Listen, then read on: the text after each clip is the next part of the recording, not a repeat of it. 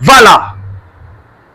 Après l'attaque de Wazalendo, M. Joseph Kabila en fuite au Rwanda. Et qu'est-ce qui se passe? Le plan de M. Sassou Nguesso et M. Paul Kagame de jouer à Malabo par le président Félix Antoine Tshisekedi Tshilombo. Mbote Nabaïnyo surtout bazui libaku malamu ya kolanda biso na chaîne Oyo Yabino de tata et de mam Congolais de père et de mère. Ndenge ezalaka toujours mon message. À chaque fois et à tout moment, bolinga kaboyeba. Mboka elali ndenge nini? Elamuki ndenge nini etozali wapi to uchu wapi etozali kokende wapi? Bande kobalandi. Je pense que les autres comme équipe qu'on partager Nabino 3 points à l'ordre du jour. Il y a liboso to kotali sabino comment est-ce que Kabila tout la mouise là ça. Hein? Kabila Kimi Goma. Et pourquoi M. Kabila vient de prendre fuite dans la ville de Goma? Makambo ezali terrible. Makambo ezali terrible. Le l'autre moto komekempe kokota na mozindo ya makambo. Ndeko ko comprendre. Et de l'autre côté vous avez suivi déclaration ya bato PPRD à travers Obe Minako. Babandi déjà qu'on s'est déchaîné moko na moko. Tobi Sagabino. Congo ezali ya biso ya ba Congolais. Congolais ezali ya ba étranger. Cette fois-ci comme il kambu ya Congolais na Congolais bango moko bango na bango. Pas question il y a un sujet rwandais autour ya table ya ba Congolais. Sur le deuxième point, on va parler na plan. Oh, le président Tshisekedi va déjouer na président Ndayishimiye ya Burundi les plans. Oh, Kagame batiaki na ba français na Sassou Nguesso. Oh, ba uti ko déjouer na Guinée. Tshisekedi, c'est un diplomate de carrière. Tshisekedi, c'est un monstre politique. Makambo ebele ebimi na kwasa. Le plan Yamunen, oh, Tshisekedi a outil pour déstabiliser la France. La France vient d'être déstabilisée par le président Félix Tshisekedi na Malabo. Na Malabo, boyoka déjà que Malabo que Fachi a Longi Bitumba. Et il a neutralisé toute la carte de la France. Tokota na Mozindo Makam. Et pour terminer, coup de ténor à Katana. Parce qu'il y a eu des affrontements. De l'autre côté, na Walikale. De l'autre côté, na Katana. Bomol Tomol Pena résistance. Il y a Baati Lukwebu a été attaqué à travers les affrontements, coup de balles perdus et débordés et que Koko Tanandaku. Il y a M. Baati Lukwebu qui est le deuxième vice-président du Sénat. Alors, Bande Kotosali Kosengabino Bokota vraiment ébélé. Vous partagez notre émission et n'oubliez pas de laisser vos commentaires. Et n'oubliez pas de partager là où vous êtes en train de me suivre partout dans le monde. Et n'oubliez pas de laisser vos commentaires. Alors, Bande Konasali Koloba Awa ki makambo ezayi eza ya koinda. Makambo baby. Joseph Kabila vient de prendre fuite na kati ya Rwanda. Makambo ya consultation etelemi.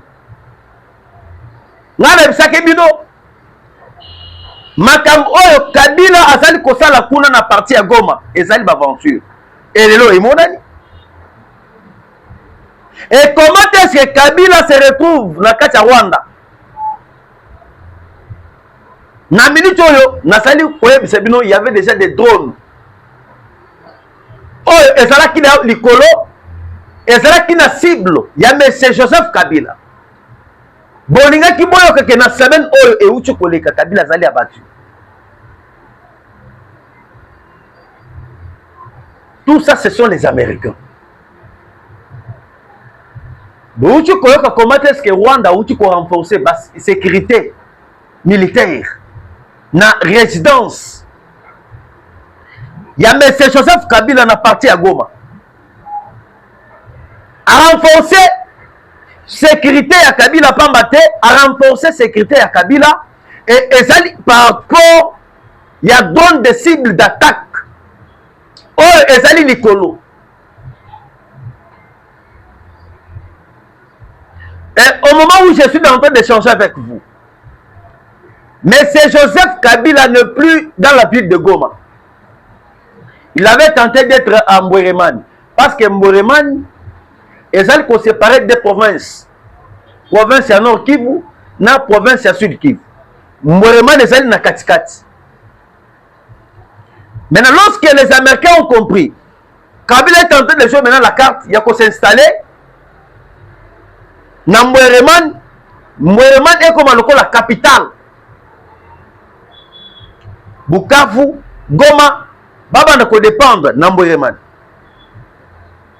Ndabisika les États-Unis ont lancé ma drone de cible dans l'espace aérien, il y a République démocratique du Congo.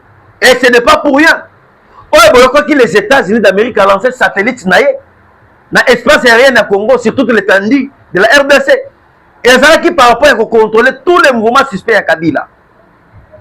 Il y a contrôler tous les déplacements, n'a pas appareil téléphonique. Il y a M. Joseph Kabila. Et lorsque Kabila a comprendre que non, les Américains vont venir Koluksaï. N'a pas wazalendo. Kabila Tchepwa a kati makamu ya consultation. Et lorsque a kati consultation, Kabila Kei na kati ya Rwanda actuellement azali kofanda na ndaku ya James Kabarebe. Muntu oyo bino bo publicité ke azali congolais. Ye wana kimia ke kofanda na ndaku ya James Kabarebe. Consultation telemi. Béton. Fati béton. Hein? Vous vous trompez de l'époque. L'époque de Fachi n'est pas l'époque de Mobutu. Nga, naïb sabino ke. Bomoni baventure o union surtout Kakame abandaki kosala na parti à Congo, hein? Baventure wana, c'est parce que Kabila Salaki Ndekonaye à la tête de la RDC. Et depuis que Kabila est parti, est-ce que Bino Bozali Koyoka Lissuma Kamaka, non, Rwanda, l'influence sur le plan diplomatique, il est totalement étouffé.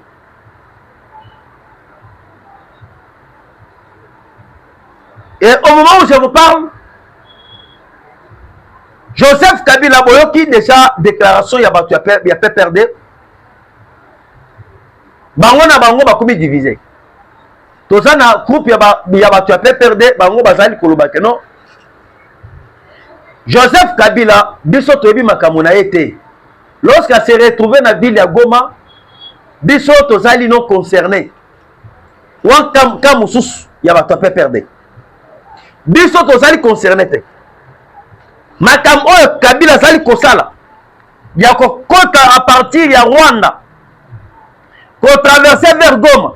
Ça ne concerne même pas le gens du PPRD. Wana kam mususu. Jamais besoin de pour s'associer à la rebelle, il y a M23. Nous sommes un parti démocrate. On a déjà pensé à la bango na bango. Nana bisa kibinoke. Makam oyo etali cohésion nationale. Beaucoup à la surprise. Na lobia beaucoup à la surprise.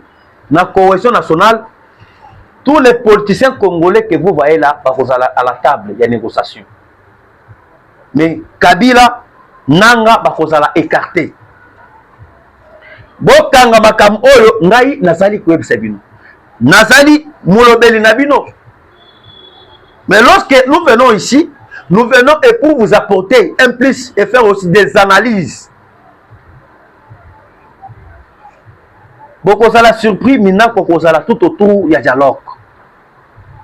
Bomoni Chadar, Bokozala tout autour, il y a table de négociation. Ah, nayoki mutu moko azali kokomelanga. Azali kolobaka non pourquoi ozali kolobela Chadar? Ozali kolobela Minako. Bazala tout autour, il y a négociation, tout autour, il y a dialogue. Ngana ebisibino. Kabila et Nanga basala qui na plan. Plan na bango ezala qui a dialogue, il y a 1+4. Vous comprenez? Dialogue, il y a 1+4. Président Tshisekedi président, Kabila président, Nanga président, Kamere président. Vous comprenez? Toko Zamboka maintenant, na 1+4. Ndenge Salama qui na 2006.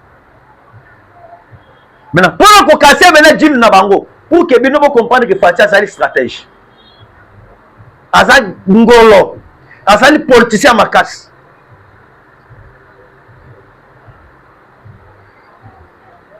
Fatia Boyi Bango.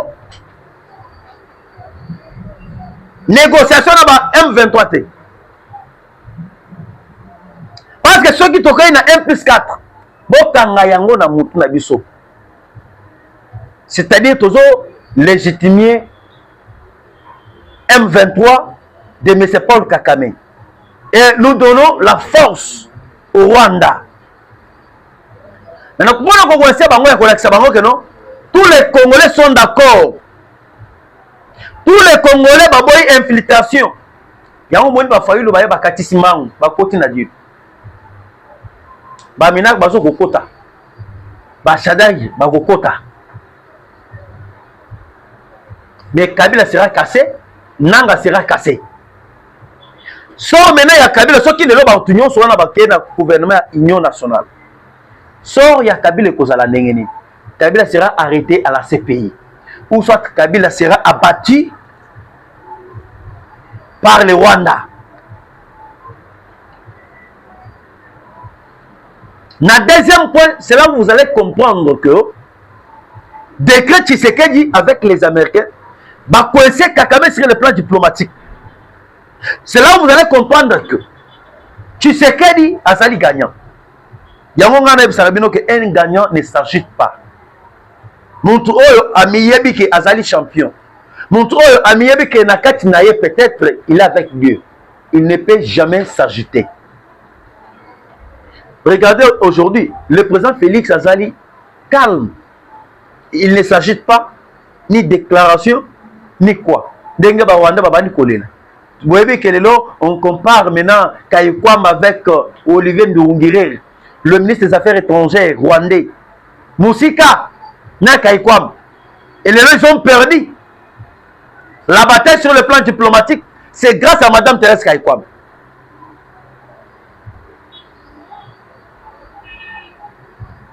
Et au moment où je vous parle, Bande Konasali Koueb Sebino, beaucoup ça l'a surpris. Ah, moi, je ne peux pas vous dire que vous amenez de gauche à droite. La politique est dynamique. Même tu sais que tu as dit Bande Koueb Sabiso. Tant que tu as dit que tu as 10e riz limité. Hein? Tu sais que tu as Bande Koueb Sabiso. La politique est dynamique. L'ennemi d'hier peut devenir ton ami d'aujourd'hui. Ton ami d'aujourd'hui peut devenir ton ennemi. Ça se passe. Qui pourrait prétendre croire aujourd'hui Kabunda Koki Kozala opposant à Tshisekedi? Personne. Mais Kabunda Zala qui ami à Tshisekedi. Kabunda Zala qui frère biologique à parti politique à UDPS à Tshisekedi. Mais le Kabunda devient un opposant. Et non, il faut prétendre que le Katumbi et Fayoum qui vivaient avec Tshisekedi ensemble, Fayulu akoki kozala opposant ya Tshisekedi.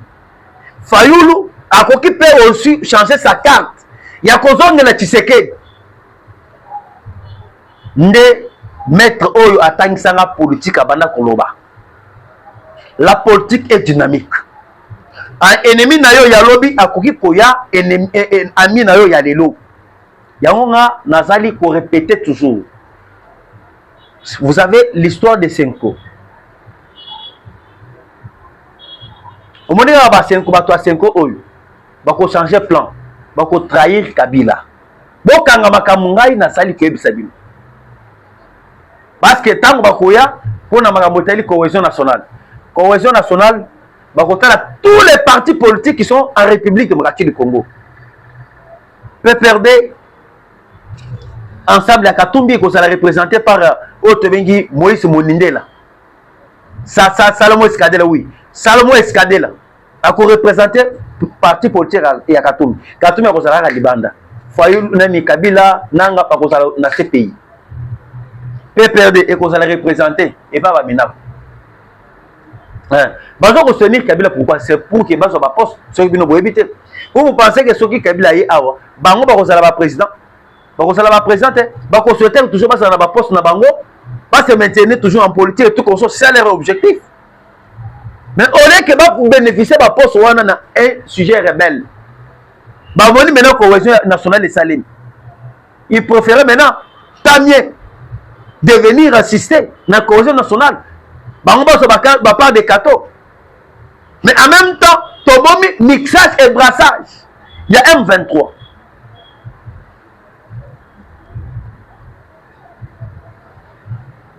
Je pense que vous avez compris sur le premier point. Maintenant, sur le deuxième point, le plan de Sassou et M. Paul Kakame a été déjoué à Malebo, précisément à Guinée.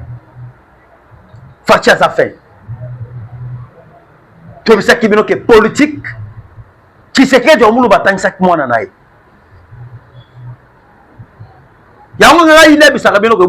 Tous ces monstres que vous voyez, les Djongo, les Fayoulou, Bamukeba Oyo, Nabasaf, Baouta na école, il y a Etienne Tshisekedi de Moulumba.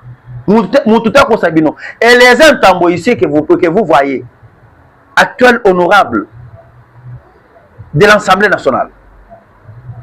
Et les entambo a pris la politique chez Etienne Tshisekedi de Moulumba. Naba Shada Union Souana, Baouta na UDPS. Machine politique. Mais batanga niveau na bango ya politique, mais batanga na niveau ya politique oyo Tshisekedi apprenant mwana na été. Parce que makam oyo mwana ya Tshisekedi azali kosala ezali kolekela na ba mindele. Parce que na minute onenge tozali ko episa bino. Boyebi ke touti ko gagner bataille diplomatique. Na oyo tobengi Guinée. Na oyo tobengi Conseil de sécurité des Nations Unies. Va même na ONU. C'est-à-dire Congo est comme une influence dans le monde. Après avoir gagné aux élections à un poste stratégique du Conseil de sécurité des Nations Unies avec 183 voix. Membre non permanent. La République démocratique du Congo vient aussi de prendre encore et remporter la bataille et casser les Rwanda. Na CEAC. Otozali Kobenga. Communauté économique des États de l'Afrique centrale. CEAC. Nathalie Koyeb Sabino. Peut-être yo ebi influence. Oyo ezali na yango te na poste oyo. Mais moi je vous confirme. Ezali poste moko clé et stratégique pour le Congo.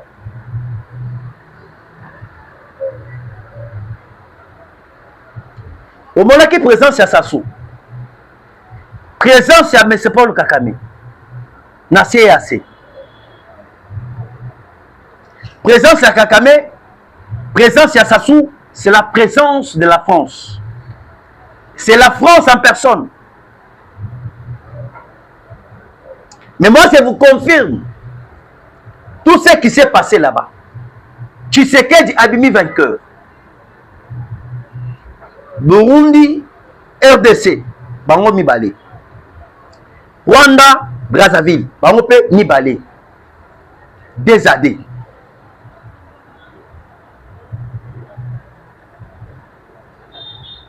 Mais, Bazala qui surpris.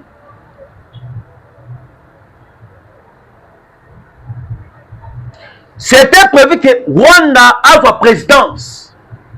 Il y a CAC. Communauté des États d'Afrique, communauté économique des États d'Afrique, des Afriques centrales, de l'Afrique centrale. Le Rwanda va casser par l'influence de la RDC et par l'influence des États-Unis d'Amérique. C'est la France qui a perdu. Le même jour, Rwanda alinga qui a un poste autre présidence. Il y a CAC. Bah de jouer carte. Match échangé. RDC est pour remporter place. RDC à travers influence naé. Le même Guinée qui présidait, qui avait la présidence. Guinée aye kozaka ka toujours yé moko poste. A continuer pena mandat naé. Yami balé. Parce que ezalaka poste moko rotative. Oya abimi oya koti oya abimi oya koti. Maintenant bato oya balinga ki bazala les ayants droit. Il y a poste oya to bengi présidence, il y a CAC, c'était le Rwanda. Mais le Rwanda a été cassé par le Burundi, le Rwanda a été cassé par la RDC. Et lorsque ba cassé Rwanda, ba président il y a CAC basali déclaration. Na déclaration oya bango basali bande konasali koye bisabino ça tourne mal.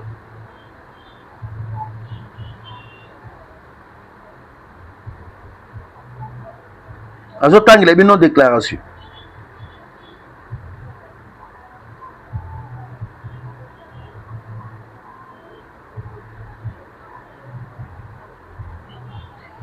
Selon la déclaration de CAC,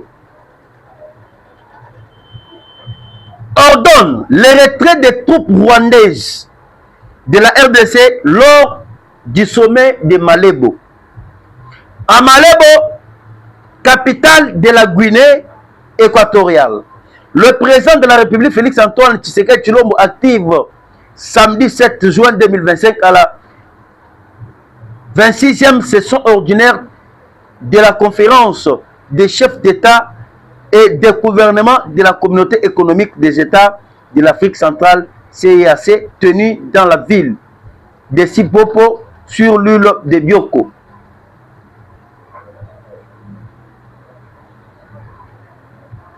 Et tous les présidents de la communauté des États, il y a Afrique centrale, Baseng Poete Rwanda a retiré Batoupunaye qui sont au sol congolais. Et lorsque Basali déclaration Oyo, Rwanda Aleli, Namakam Oyo Rwanda Aleli, Rwanda commence à accuser la RDC. Kakame commence à accuser Tshisekedi comme dictateur. Bayaki na plan na Sassou. Ya ko déjouer Tshisekedi. Bango ba gérer ba na même sur CAC. Mais plan ya bango ezalaki déjoué par le président Tshisekedi. Après avoir coupé de poste Oyo, Rwanda a bandi kolela. Yo kama kamo Oyo, Rwanda a bandi kolela. Selon Rwanda, Rwanda vient d'écrire une lettre. La lettre est là. Selon la lettre écrite par le Rwanda, le Rwanda déplore l'instrumentalisation de la communauté économique des États de l'Afrique centrale, CEAC en cycle, par la RDC, avec le soutien de certains États membres. C'est-à-dire, Rwanda s'est regretté par rapport à l'influence, il y a la République démocratique du Congo, quelques États membres, il y a CAC. Nous bolélité, beaucoup là. Ça, ce n'est que le début. Le Rwanda ajoute, cette dérive, c'est une fois de plus manifestée lors du 26e sommet ordinaire tenu à Malebo, où les droits du Rwanda à la présidence rotative, tel est stipulé dans l'article du traité, a été délibérément ignoré pour imposer le dictat de la RDC à travers Tshisekedi. En tout cas, j'ai besoin de vos j'aime. Nazali n'a pas ça va commentaire parce que les lots Tshisekedi a bandi maintenant collé les Kakame. Kakame a bandi maintenant collé là. Mais c'est tout ça qui binoke. Tshisekedi va déblonner le système. Le système est en train d'être déblonné. C'est quelqu'un maintenant qui parle, qui plaît. Alors, bah écarter et bah faut respecter l'article 6. Oh, il y a État d'Afrique de l'Est, de l'État d'Afrique centrale. Bonako Ndima dictat politique à Tshisekedi. Là où je vais maintenant vous amener à faire comprendre, là où l'échec de la France, l'échec du Rwanda. Poste les postes beaucoup clés pour le Congo et pour les États-Unis. Pourquoi? Parce que ceux qui botali les lots, Rwanda, bauti ko organiser yena France, nakatia Rwanda otobengi sommet ya francophonie dans quelques mois. Maintenant, dans le sommet de francophonie, au Rwanda qui est organisé à travers la France. Vous voyez très bien que la France a un petit pays devant le Congo. Le Congo a, je peux vous dire, premier pays pour la francophonie. Hein? Un pays qui a beaucoup de popularité, c'est le Congo. Maintenant, tout le monde, France, comme Azali, pour utiliser Rwanda. A vu sommet au lieu de na Congo, à quel côté sommet na Katia Rwanda. Maintenant, na carte où Fachi a joué. Fachi a joué carte pour neutraliser d'abord, pour récupérer tous les pays. Où il y a Afrique centrale. Où il y a Basali, Kolobapé français. Où il y a Basali, Bamam. Il y a francophonie. Tous les pays membres, il y a francophonie. Fatia a déjoué carte, a bloqué, a comme un contrôle, il y a République démocratique du Congo. Nous avons solo, il y a CAC, EAC, et ça a une influence, il y a Paul Kagame. Maintenant, pour que vous compreniez maintenant là où l'échec de la France commence, là où l'échec du Rwanda commence. Nous avons maintenant la réunion de la francophonie à Rwanda. Tous les pays, il y a CAC, bako boycotté. Bako boycotté, il y a non, le Rwanda c'est un pays agresseur. Parce que le même jour, on va reconduire le même présidium, dans la présidence. Oh, c'est là qui est en place, c'est là qui y a Malebo, Tobinga Baguinée. Bazong, c'est encore même présidence. Et c'est là qu'on sait le ça c'est historique. Pour nous casser toujours le Rwanda. Parce que c'était obligatoirement. Ceux qui vont faire Rwanda à côté à remplacer. Maintenant, Congo va casser Rwanda. Le même président où Ezalaki, Bazong Siango. Et lorsque Bazong Siango influence Ezali Nayango, Ezali influence maintenant il y a francophonie. Beaucoup moins na kati Rwanda francophonie ko salim. Plusieurs pays va boycotter. Va dire que non, le Rwanda c'est un pays agresseur. Le Rwanda faut retirer les troupes dans le sol congolais pour que côté de la réunion il y a francophonie. Ça serait maintenant l'échec de la France, ça sera l'échec du Rwanda. Ça, on appelle ça isolement total. Rwanda joue qui carte pour isoler la République démocratique du Congo dans la scène internationale. Pour isoler le Congo dans l'Union africaine. Maintenant, ça tourne mal contre le Rwanda. Lelo maintenant est comme tout ya Rwanda oyo azali isolé na Conseil de sécurité des Nations Unies. Congo azali ko brûler. Rwanda écarté. Na kata ba communauté de l'Afrique les États comment dirais-je CAC oyo tozali ko benga la communauté économique des États d'Afrique centrale. CAC en cycle, Rwanda azali totalement isolé. C'est le Congo qui gagne. Et moi, je vous parle encore. Au moment où je vous parle, vous avez suivi ma révélation. Il y a NBC. Autre chaîne américaine. Va dévoiler comment est-ce que les Rwandais abandonnent le militaire rwandais dans le sol congolais. Et chaîne Oyo, ce n'est pas n'importe quelle chaîne. Et c'est une chaîne Oyo. Plusieurs pays au monde balandaka. Va même le monsieur, c'est le président ici, Donald Trump. À la chaîne auto bengi NBC.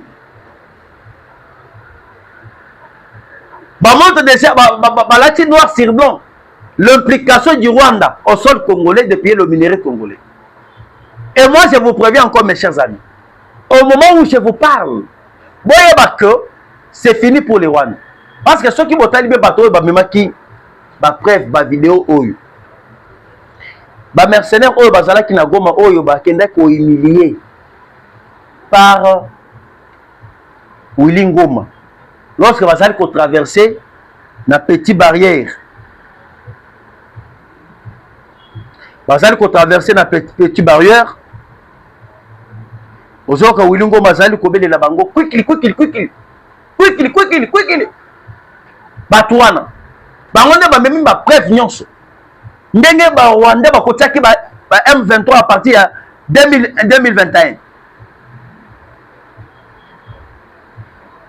Ils ont tous les rapports. Et Nazali Kweb Sebino, Rwanda va disparaître. C'est déjà on vient de casser maintenant les Rwandais. Il n'y a pas maintenant quelque chose que les Rwandais peuvent cacher sur son implication dans le sol congolais. Et moi je vous dis, ça ce n'est que le coup de début. Ça ce n'est que le commencement. Il y a pression, il y a États-Unis contre les Rwandais. Et moi je vous préviens, le régime de M. Paul Kagame touche maintenant à sa fin. Sans blague. Kagame, son régime est en train de toucher maintenant à sa fin. Les États-Unis que vous voyez là, beaucoup de monde a calamité, bazo sa la pression Kagame, ba ça les coups d'État. Il y a ma sécurité pour l'intérêt des États-Unis. Et je vous confirme déjà l'accord de minerais, il y a États-Unis avec les Rwandais, ba outi kwanile yango. Et à part ça, Nasali na un pasteur. Pasteur, il y a Donald Trump. Mais c'est Travis Jackson. Travis Jackson a sali pasteur, il y a M. Donald Trump. Bakot ici, prière l'élo dimanche aux États-Unis. Prière pour l'agression rwandaise. Basali Kosam là aussi pour la Makambote, il y a États-Unis et la RDC. Vous comprenez que non, Congo, c'est un pays dédié. Tshisekedi, c'est un homme dédié. Tshisekedi a sali mutu oyo nzambe aye pour la libération du Congo. Totikala komona yangote mais lelo ibani ko salem ba convoquer pena ba bazali ko sala kaka prière lelo azali pasteur ya Trump. J'ai même des photos, il est avec Trump une fois le président lorsqu'il fut le jour d'où le président Tshisekedi était aux États-Unis d'Amérique bakutana ki pena pasteur o ya Trump. Maintenant lelo basali prière basambeli avant qu'il soit le 15 juin 2025 pour na makamoteli Gilles. Il y a RDC et les États-Unis d'Amérique. Vous pouvez commenter et laisser vos chaînes partout où vous êtes. Nous sommes en train d'avancer pour terminer notre émission d'aujourd'hui. Les coups de tonnerre à Katana, dans la à Katana, il y a des affrontements qui sont tendus entre les Ouazalendo et nos efforts de Sifa, même Walikali. Na Walikali, il y avait des affrontements. Bah, ennemi, bah, qui n'a renfort. Pour qu'il va s'installer na colline de Nkombe. Lorsque bayaki na colline ya Nkombe, bakanisaki ke non bamonaki bango te baba wazaleni. Nasali kweb c'est bino ba déloger bango ba frapper bango on a neutralisé des camions pleins de RDF, autre armée rwandaise. Ba neutraliser bango, ba linga ba récupérer montagne parce que c'est une montagne stratégique où il peut permettre bango ba percer vers Walikale centre. Parce qu'à travers montagne wana ba linga ki mena ba ko installer ba matériaux o ya bango, il y a espionnage. Il y a quoi maintenant chaque mouvement, chaque positionnement, il y a ba wazaleni na FARDC. Et na minute on est tous allés quoi c'est non basala qui neutralisé et basali délogé na montagne de Nkombe. Bravo na ba wazaleni. De tata et de maman. Batoto ya mama. Et à part ça, nous avons Katana. Katana, c'est là où affrontement est salé. Katana est salé à quelques kilomètres avec l'aéroport de Kavumu. Bawazalé Ndonaba M23 va s'affronter à Katana. Là où mon résistance, il y a Ezala qui touché.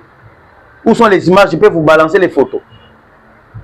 La résistance du deuxième vice-président du Sénat, Bahati Lukwebo, a été touché par rapport à l'affrontement. Les côtés, les vitres, les portails.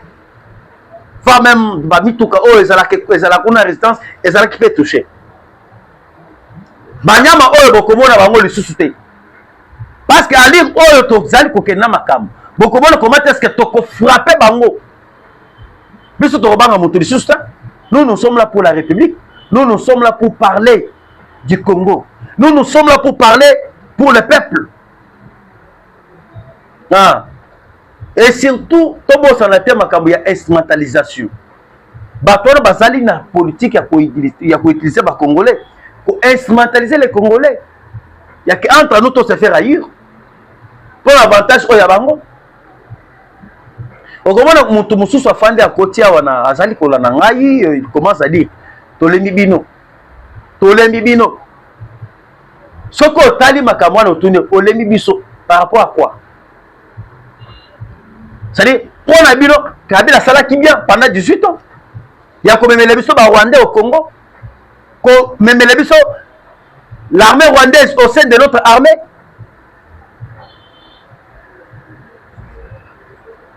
On doit aimer le pays. Tout ce que Tshisekedi est en train de faire aujourd'hui, c'est pour notre avantage. C'est pour notre bien. Au lieu que minerai la biso ça monnayé par les ennemis. Et qu'au tikala jamais qu'on s'allait payer jamais pillé par les ennemis. On veut que Tshisekedi a sauvé Mboka na balkanisation. Parce que c'était les Rwandais qui décidaient sur notre armée. C'était les Rwandais qui décidaient sur nos institutions du pays. Tokoki kola la pena boyotolali tolamu kilobi na tango. Boyoki que non comme Rwanda zali na même sur notre armée, il s'impose, il décide pour la balkanisation et ça lui fait sans problème. Mais le lot Tshisekedi makambo ya mixage et brassage exacté a étouffé bango. C'est maintenant les Congolais eux-mêmes qui décident pour leur pays. Kabila zali Rwandais, à l'accès officiellement qu'il est Rwandais. Imaginez-vous un ancien président de la République à côté de Rwanda, à traverser vers le Rwanda, un pays agresseur, et à côté de Goma. Et si Kaba sali carnage, Babomi ba Congolais, à l'action officiellement qu'il est avec les Rwandais. Il n'est pas avec les Congolais. Et je vais chuter par là. Mais nous avons le Belalika Moko. Likam oyo nasali kolinga faut message et comment et pas tata Mukozaboka. Lorsque le chef de l'État a sali qualité pour le tribalisme et Tomoni Fabien Moutom azali kokoti sa tribalisme nakatia SNCC oyo tosali kobenga Société Nationale des chemins de fer congolaise. Fabien Moutom, le chef de l'État est Sengeli Otala Likam Oya Fabien Moutom. Fabien Moutom a cotisé tribalisme dans la société à chemin de fer.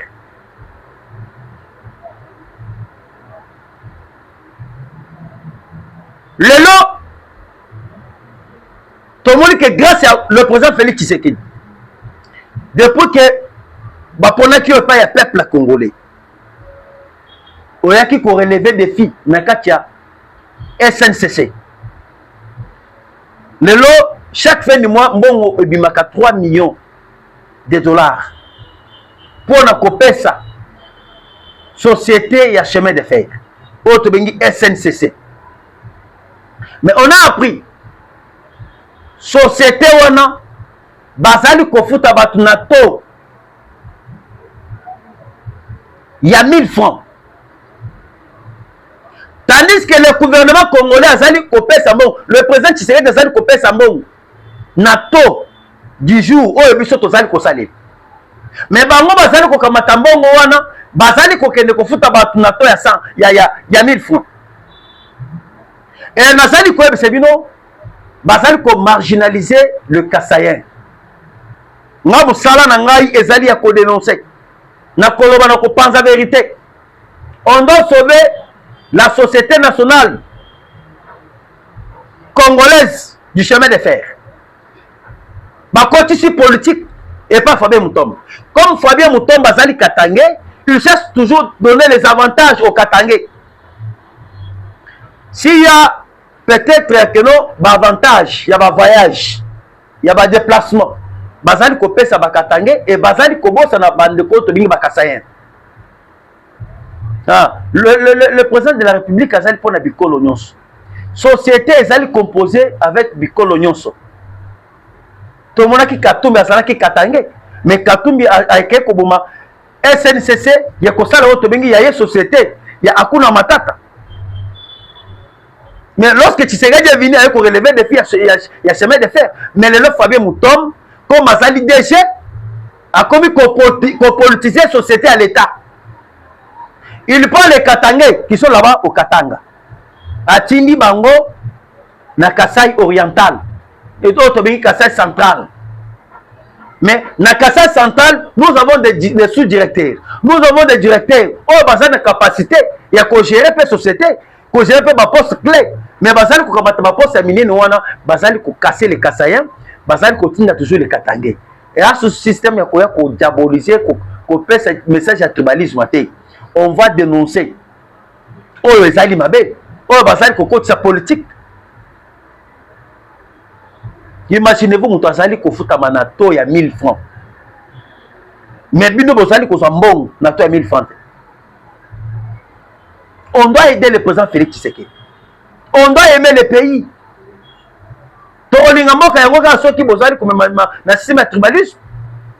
Le Congo c'est pour tout le monde. Le Congo c'est pour les Katangais. Le Congo c'est pour les Kassaïens. Le Congo c'est pour les Swahiliphones. Le Congo c'est pour les gens du Congo central. Partout. C'est ça qui compose le Congo. C'est ça même la force de la République démocratique du Congo. J'ai beaucoup d'éléments pour Fabien Moutom. Je dois vous revenir dans la deuxième émission. Merci Tokotana Nabino Malassima.